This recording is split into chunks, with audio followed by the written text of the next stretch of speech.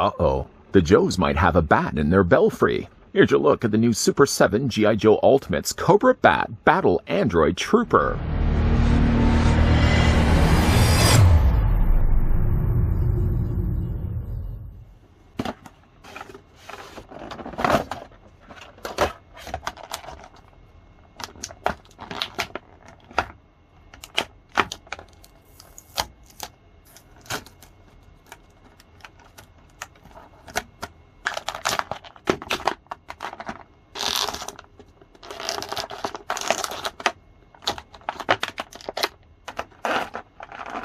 They may lack the over-the-top dramatic flourishes exuded by many of Cobra's notable characters, but Cobra Battle Android Troopers, or BATs, more than make up for it with their ability to unleash pure battlefield carnage and mayhem. This 7-inch scale, fully articulated G.I. Joe Ultimates figure of the Cobra Bat comes with interchangeable heads and hands, and a variety of accessories including battle-damaged pieces, weapon attachments, multiple guns, and more. Dr. Mindbender's creation may give the G.I. Joes nightmares, but the Cobra Bat's Ultimates figure may be a dream to your collection. I don't think my budget is ready for more bats, but that's ultimately what's going to happen with how good this bat turned out. Before we get a closer look at the brand new Ultimates bat, let's grab the tape measure to see how tall this figure stands. If you guys are interested to get your hands on one of these, 2 of these, or 12 of these, they are available right now over on Entertainment Earth's website, and I can provide the link down below in the video description. The bat, in the meantime, though, is 7 inches in height, or the figure is going to be about 17 or 18 centimeters tall. Checking back to where we've left off with the G.I. Joe Ultimates figures already bookend on either side of the Cobra Bat, the first figure we looked at was Duke, then the second figure we looked at after that was Cobra Commander. And you can already see that while Duke and Cobra Commander were of roughly the same size, the Cobra Bat, though, is taller. As it would have been the case also in the cartoon, Super 7 did at least smartly decide to have the Cobra Bat figure also taller than the other 2 figures we've already had a look at. Like was also the case with the Cobra Commander, I still happen to have the 25th anniversary bats. I'll bring that in for comparisons. You can see that they have very similar things that are shared between the 2 figures, though while the one that from the 25th anniversary is very much more based on the original toy line and therefore having the gray visor, the new one that we're getting from Super 7, thank goodness, actually is from the cartoon and has now finally a red plate, something we never got from the original toy line. I suppose that's not 100% true. We did get ourselves a red visored bat, but it was a figure that came out much later into the toy line and actually was part, I think it's just way beyond the 25th anniversary. It was probably like the 25th or 30th anniversary line, but we never got an original bat with having the red visor. The red visored bat also comes included with all the same things that you'd come to expect a bat to come included with, like, for example, his backpack. The backpack on the original toy at least would have had a peg on the back here that would have plugged onto the back of the figure's body. This time around, though, because of not wanting to put a big obnoxious hole on the back of the figure's torso, Super 7 smartly decided instead to have these little clips that stick out the top here. It kind of looks like a planter. But what you're going to do is you're going to pick the figure up and then locate it here on the side. Well, yeah, it's noticeable that there's these holes here. It doesn't look like obnoxious looking holes. You're going to then take the backpack, and these clips are then going to fit into these open sections here. You have to kind of pry them a little bit away from one another to fit them properly into those holes. But when you plug them in place, now the Cobra Bat does have the backpack. The backpack is less seen really in the cartoon. It's more for the toy line than anything else. But then there's still slots here in the top there, like the original toy, that you can then take the arm attachment that come included with the figure. For example, the claw attachment. Now, I would unfortunately have to say that in this case, the claw attachment does not open and close. It's just all molded here in silver plastic. So they could technically put a little hinge joint right there, where at least you'd be able to open and close these. They all attach by the same way. There's a peg here on the end that you can then take the hand and just remove it from the form. Now, instead of actually removing the hand here, you're going to remove it further up here. You're just going to undetach that, and then now with the hole being visible, you take then the peg and plug that into the hole. And you can do that with all of the arm attachments. Simply just, again, pop it off here. You probably could replace it on this side too, but I think more times most people usually had their bat arms always were, they were always on this side instead. Then the extra arm attachments obviously don't have then a place to store, so you can store them in the backpack. The figure comes included, like the original toy, the flamethrower. The flamethrower, you can tell by this one has the extra little chamber down below here. And then there's also, I believe, a laser cannon. Both cases in this case don't have any functioning moving parts, but they're again just all molded here in silver plastic. Again, you can just rinse and repeat by popping this off, replacing it with this, the laser cannon, or again, the flamethrower. I always tend to display my bats with the claw hands, as you probably already saw with the 25th anniversary. But the other ones that at least you can then have, there's these 3 holes on the top of the backpack, and then you take the peg. Although with the flamethrower, this part's it's gonna be a little more tighter quarters. In fact, you actually can't fit it in the backpack this way. You have to turn it on its side and just pop it down. One thing I did want to say though is if you're having a tough time to fit these in the backpack, put them in the backpack first before you put the backpack on his back. And the reasoning for that, if you're putting pressure down here, you might actually buckle the plastic on these clips. So it's probably a good idea to actually force, because these actually, you have to really apply a lot of pressure to get these to store properly on the back. I would say it's a lot easier to put these in first and then clip them on the back of the body of the bat. How many bees did I just say there? So let's go ahead and remove that for right now. We'll put that to the side. Let's also go ahead and remove his claw arm. Just detach that like that. There we go. And then we're going to replace it back with the defaulted hands. The hands, again, by the way, just plug in. They're all worked by peg systems. And we'll put that down here for a second. While we're also certainly on the topic of hands, while he does have grabbing or mauling hands for right now, the figure also doesn't come included with closed fists. Considering for the other things that the figure comes included with, I'm likely not to use these with the figures when it comes to displaying them. But again, I guess it's always appreciated that they include it. Also to come included, the more important trigger firing hands are also thrown in there as well. These trigger firing hands not only work to hold the Cobra bat, laser rifle. I mean, they don't really have technically a technical term for them, but the laser rifle, you can display that in the bat's hands. And then you could technically display then the other hand, literally on the other hand, clip that around the front. So then you can have the Cobra bat. Let's go ahead, you know what, in fact, let's go ahead and do that. Now, I did actually have a harder time to remove this hand from the peg. If you're having a difficult time, you can easily heat these in hot water. Just submerge the forearm in hot water. And then from there, you're going to, obviously just going to replace and pop the hand out. You can also use a hairdryer too, if you don't like the idea of actually putting these figures into hot water. One thing I did notice also is that there's these little ledges of plastic that stick up around the wrist area. These will embed themselves into your skin every single time you're going to be trying to replace the hands. So I will apologize in advance if I have these bruises all over my hands. Oof, look, they're just digging into plastic. Oh, the plastic's just digging into my skin. So sorry about that. I just wanted to cut the camera quickly so I could actually get this a little bit easier on behind the camera. Anyways, with both arms then in place, we're going to go ahead and take yourself, once again, the laser rifle, fits that into the hand of the one side. And then while you think that's securely in place, you can go ahead then and just bend the elbow, twist the hand around, and you should usually be able to line these all up and fit then the hand into the other side. Although I didn't do it really well that first time. Let's get that hand on the other side. There we go. And you got the Cobra bats. Like in the cartoon, he's generally carrying around this, again, this like laser rifle that he has with him. He does technically also have, while he's holding that, one extra firearm. Just get him to stand here. And this is the firearm, again, you can either have it displayed in his hands. It's actually very similar, in fact, to the one that came included with Cobra Commander. Was the one that came included with Cobra Commander. It's a little bit smaller than Cobra's. But this does fit, again, in its hands. Or what you can also do as well is you can holster this particular pistol on the side of the bat's leg. Just fit that down. And then you're going to take this plastic piece. This never plugs in properly. You always think that you get it, and then it just doesn't stay properly attached.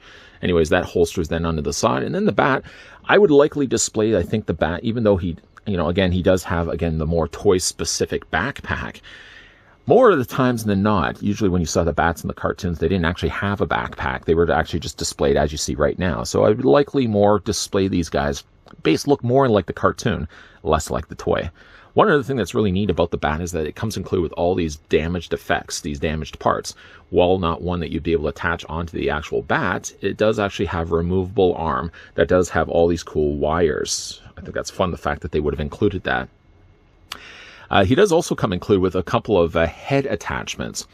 And this actually not only draws attention to the idea that, of course, these are going to look like the cartoon looking at bats, but one other accessory I think would have been fun to include in there, because we don't really have, like with Cobra Commander had very episode-specific accessories. The bat doesn't really have that. It has, yes, these things that are blown off, like its head, or like a damaged front of its visor, or that extra electricity part that's going to attach on the front of its plate. But I would have liked to have seen if they could have thrown in some things specific to a specific episode. The one thing I was thinking of episode-wise was an episode, My Favorite Things, which I think debuted in season 2. It was a Serpentor episode, where Serpentor basically is wanting to get all his old things, his old artifacts that he had with the DNA that was all put together to build him. One specific thing at the beginning of that episode was that the bat was actually going to be stealing a painting. It originally was dressed sort of like a knight, and it ended up stealing a painting. It threw it into, I think it was a night bird. I'm trying to remember the name of the night raven. I think it was a raven. Threw it into the ship, and then basically then slid down and then crashed. I think it crashed inside of like a farmstead, and then it basically walked out with like a pitchfork sticking out of its chest. I mean, that's a really obscure reference thing, but I would love to have seen if they could have included like the painting, for example, from that episode. And again, even like just the pitchfork that could have been stuck in the front of its chest. Speaking of chest also, the one thing that's neat about the bat before we actually look at the headpieces is that the front of the plates, this little covering that covers the front of its torso, can actually lift up.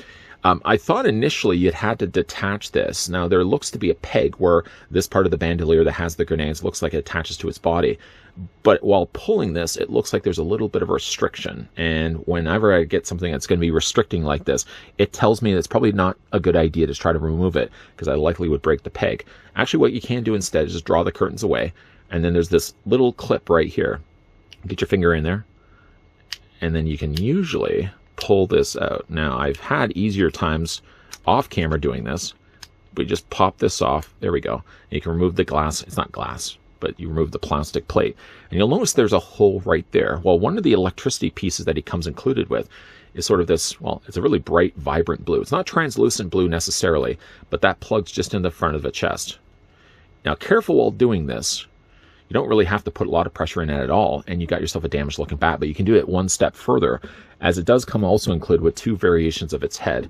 One was with a head completely gone. It's just the neck socket, and then one is a damaged faceplate that does have, of course, the way that the bat has been constructed by Dr. Mindbender. You can see all of that underneath the black cracked visor. That's a really nice touch. And again, you got that electricity effect that's on the front. So what you can do, this is the defaulted head. We're going to get back to this in a moment. We're going to pop this off. I probably should have done this but putting that in maybe afterwards. We're just going to remove it, and then we're going to pop this head in place. Be careful also while you're doing this that you're not putting a lot of pressure against these, because they will likely buckle, and then you've got quite a very damaged looking bat. You can take that step one further though, and you can, well, just lastly, before we actually remove that, I want to show you guys what that looks like. Very, very cool. But anyways, we're going to remove this. And then it also comes included with this neck socket. One cautionary tale I will express to you guys. Don't put a lot of pressure to put this down. You can put this into the ball joint for all intents and purposes, but I've had this happen a couple of times already. If I put it too far in and actually force it in where you can actually snap that into the peg, I then had a hard time to remove this. And the neck actually goes a lot further down than what you're seeing right now. And when I pulled it, I accidentally started to pull it from here, and I could feel there was definitely something stopping this from coming out. Luckily, I was able to remove the neck. But I would certainly say, if you're looking to put this part into the bat, doing away with the head altogether, don't put it all the way down. Just like literally just rest it into the hole. Makes things a lot easier than to remove it later on. So those are the other bat options. We're going to go ahead and pop back in the defaulted head. We're also going to remove this also as well, and let's put back in the visor, or the protective plates, before I actually lose that. The clip, by the way, is on the top corner, so it's always going to fit back into place. And then you just take the bandolier and basically just drape it in the front. Again, it does look like you can remove it here. You can almost even see the way it's plugged in place, but I don't really want to risk that, so I'm not going to leave it as is. For the rest of the bat's design, it looks classic like the cartoon. The only thing I would really say if I was a stickler to details is while looking at the head sculpt, I'm happy to see that we finally get ourselves a red visor bat. I think these little lines on the side are a little too far down. In fact, in the cartoon, I think they're a little bit more closer together. But it's not the deal breaker, and even when we looked at Cobra Commander, that wasn't a deal breaker either. I just sort of wished it had that. I'm less disappointed by the fact that the bat's little lines here, little swoosh whiskers, aren't as close together as they would have been in the cartoon. All the rest of that, though, the head sculpt is fantastic. The rest of the body looks very much like it does from the cartoon. You got the very bright yellow here for the bandolier, yellow there also on the shoulders. You got a little Cobra symbol there also on the side that's been printed quite well, in fact. Nice silver there for the, did I say silver? Yellow there on his shoulder pad there. And he's got some yellow there also in the front. Belt buckle on the front kind of looks a little like a Ninja Turtle. I don't know why. And then on the side, you've got yourself a couple of pockets. Well, actually, specifically one pocket there. No real detailing here on the back. The original bats, I believe, I'm just going to put this one down here for a second. I'm going to grab myself the 25th anniversary bat, which actually had a gray backpack instead of a black backpack, but we're going to remove that. Yeah, like the original toy would have had all this additional circuitry on the back of its body. There's a lot more detailing done, certainly even on a smaller scale format. But that's what the original, well, that's what the 25th anniversary bat looks like, at least. I should have really brought in the classified series bat, a figure I've also looked at in an earlier review. So it's pretty clean on the back. There's no visible circuitry. Again, it's basically, it looks like a costumed Cobra trooper, essentially. You got the yellow boots there, some additional silver accents there on the front that match the silver that's also here on the arms. He's also got silver on the side. I never really knew what this thing did on the side of its body. It looked like almost like a little control pad. But overall, again, a really neat looking bat. Hardest thing about this, though, is now we finally get ourselves a cartoon bat. I'm feeling compelled. I'm getting that itch, like I want to get more of these.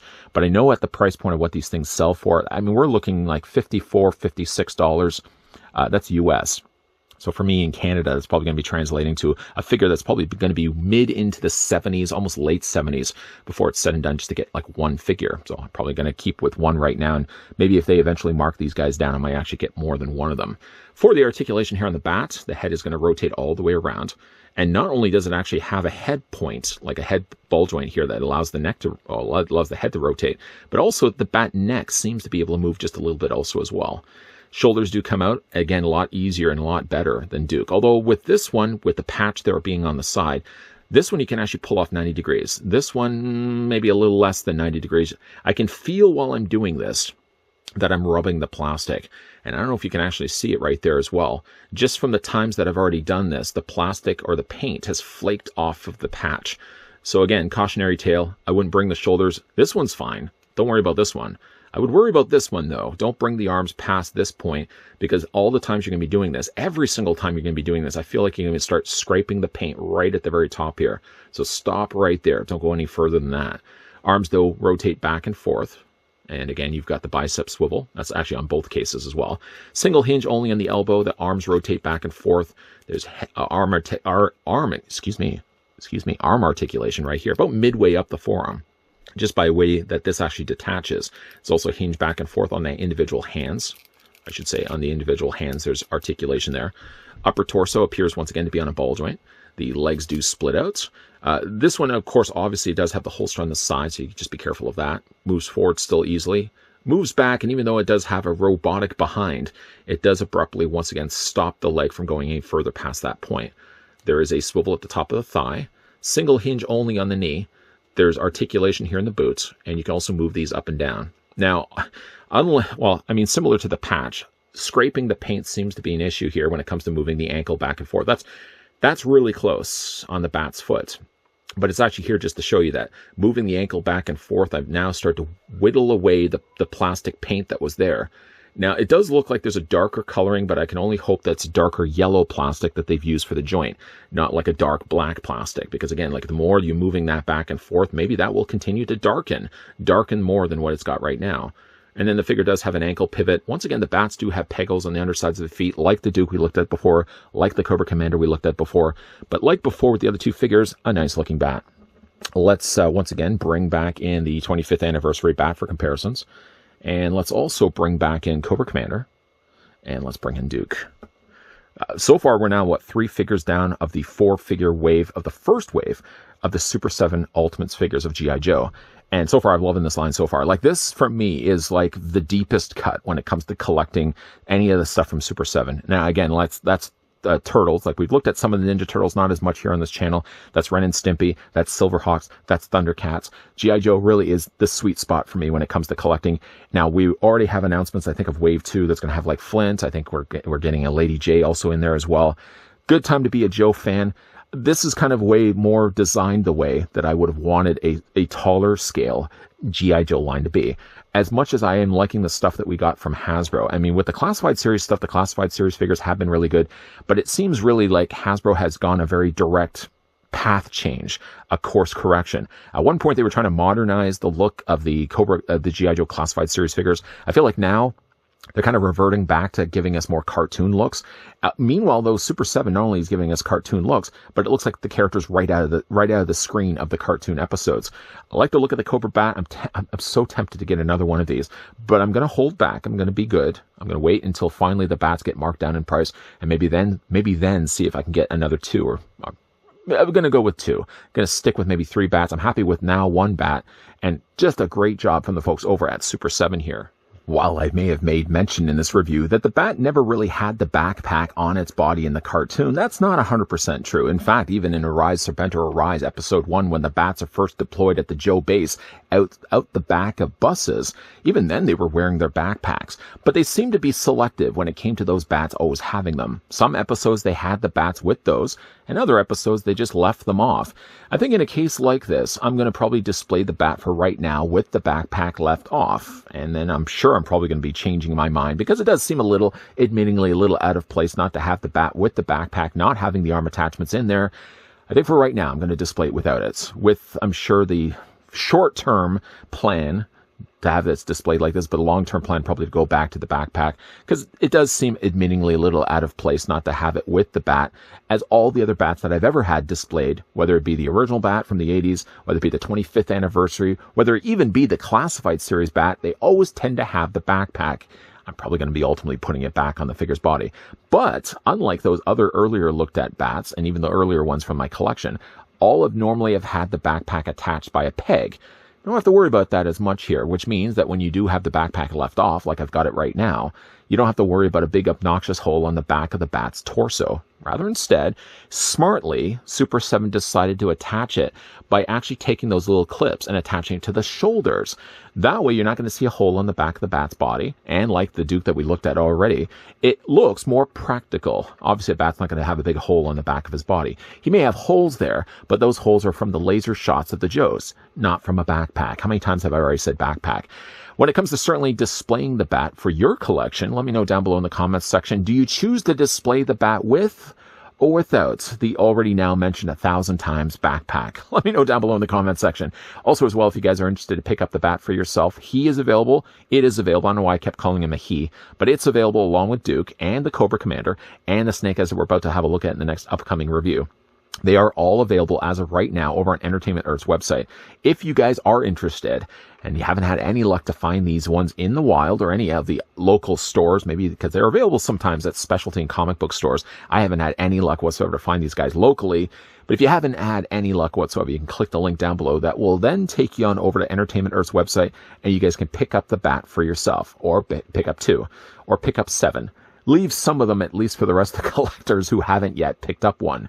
But if you guys certainly enjoyed this video, want to hit with a like. If you guys are loving the content you guys are seeing and certainly on board to see more, because we are still going to be looking at blue costumed Snake Eyes and his furry little friend Timber. That will be coming up in the next review. But make sure as well you're hitting that subscribe button down below and you're turning on the bell notification so that you aren't going to be missing out. You're not going to be a person that is saying, well, wait a minute, I didn't realize this guy's been posting content all this time.